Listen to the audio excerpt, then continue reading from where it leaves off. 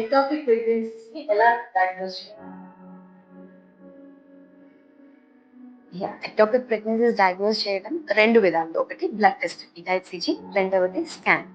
So period miss అయ్యి pregnancy test positive వచ్చి 1 week అయింది, బట్ మనం స్కాన్ చేసినప్పుడు ఇంట్రాయూట్రైన్ జెస్టేషనల్ సాక్ కనిపించలేదు అని అంటే first suspicion is ectopic pregnancy. ఒకటి either failed pregnancy or low slow growing pregnancy అన్న ఉండొచ్చు, or main most common thing is ectopic pregnancy.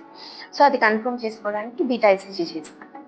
Beta HCG more than 1000 value ఉంది, బట్ ఇంకా స్కాన్లో మనకి సాక్ కనిపించట్లేదు, ఇంట్రాయూట్రైన్ సాక్ అంటే అప్పుడు మనము యూట్రస్ పక్కన అడ్నెట్సా క్లియర్గా చెక్ చేసినట్టయితే నేను అడ్నెట్సల్ మాస్ ఉందా అనేది తెలుస్తుంది. సో అది ఎక్టోపిక్ ప్రెగ్నెన్సీ డయాగ్నోస్ చేయడానికి స్కాన్ అట్లా హెల్ప్ అవుతుంది.